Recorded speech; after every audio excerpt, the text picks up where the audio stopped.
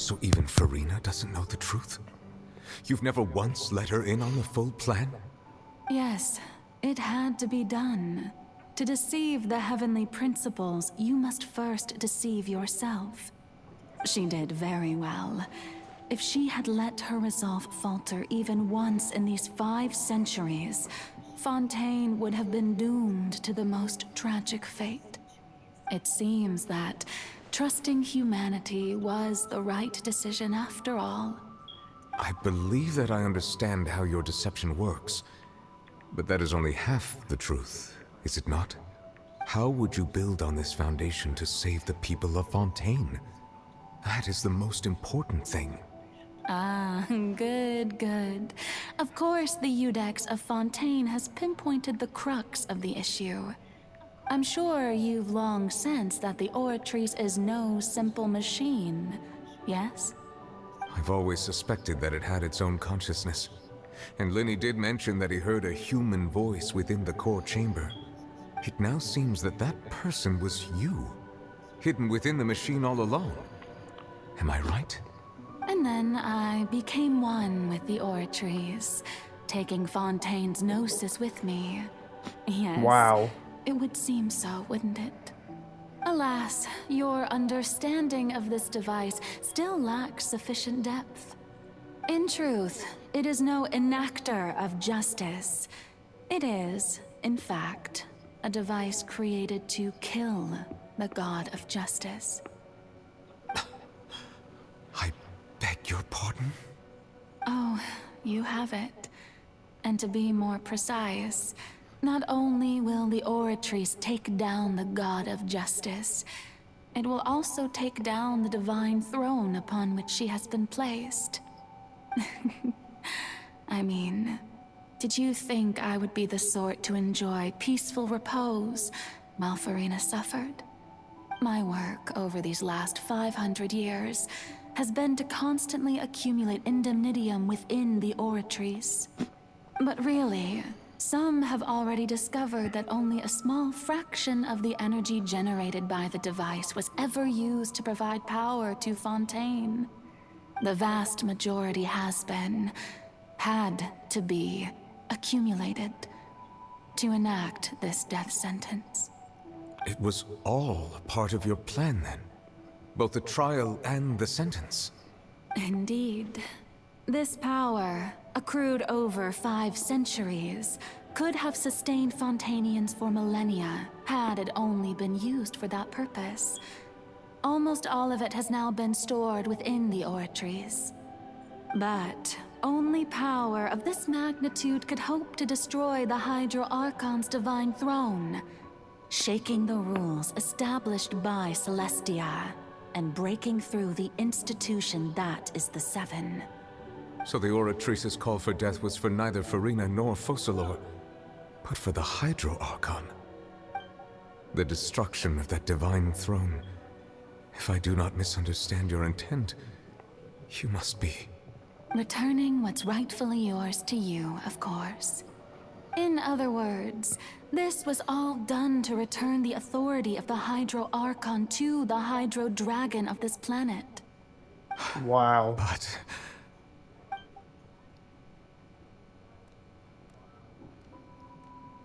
You about to get your full power, Nuvi? Oh, what? Getting sad again, are we? The authority of the ancient dragons shall soon be yours once more, O Hydro Dragon Sovereign. And this is the face you make. all you've done throughout the years is just so you can sacrifice yourself at the very end. I've never quite seen it that way, you know. Even now, I'm quite pleased at how well my deception worked.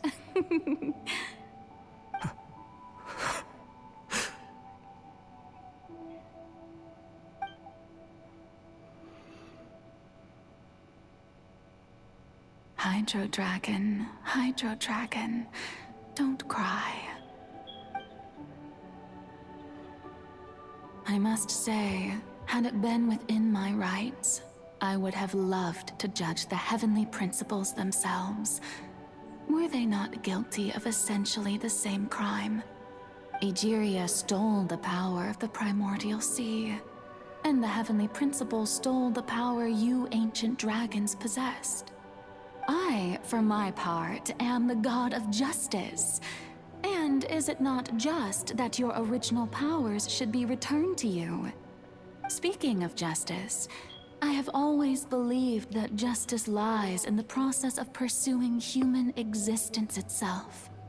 So, if the theft of the primordial sea's might was Fontaine's original sin, then, leaving matters of procedural right and wrong aside, the descent of the Fontainians as humans and their right to exist in this world would be Fontaine's original justice.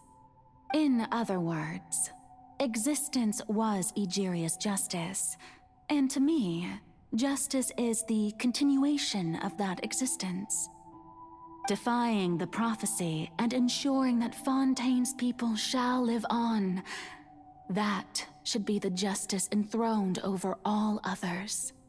At this point, we, whether it be myself or all other Fontainians, have shouldered the burden of this sin for far too long. Iudex Nervillet, the highest judge in our land, when you regain your full power as an elemental sovereign, what verdict shall you pass upon us?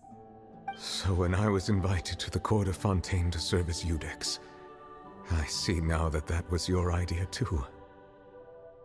At last, I now understand the true purpose behind this position. In the beginning, I was uninterested in human existence. But these 5 centuries of living alongside them have gradually brought about mutual understanding between us. And I have even attempted to feel as they feel. You are a devious one, Focalors. Things being as they are, surely you know that I could never declare them to be guilty.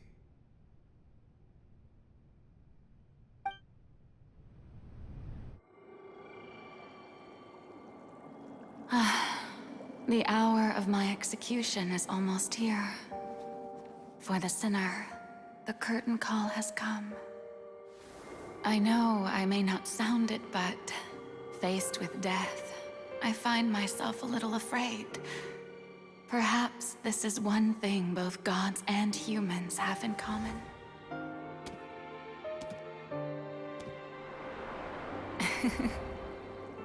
Farewell, Nervillet. I hope you've enjoyed the part you played these 500 years.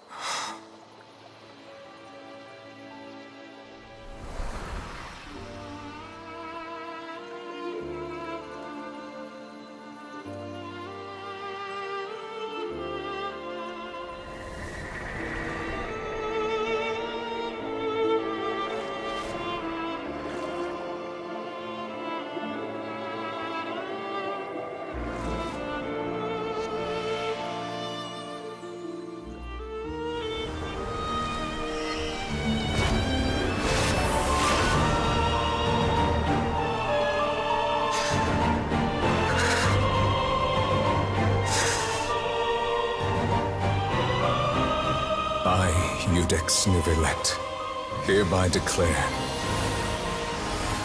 People of Fontaine, your sins are forgiven.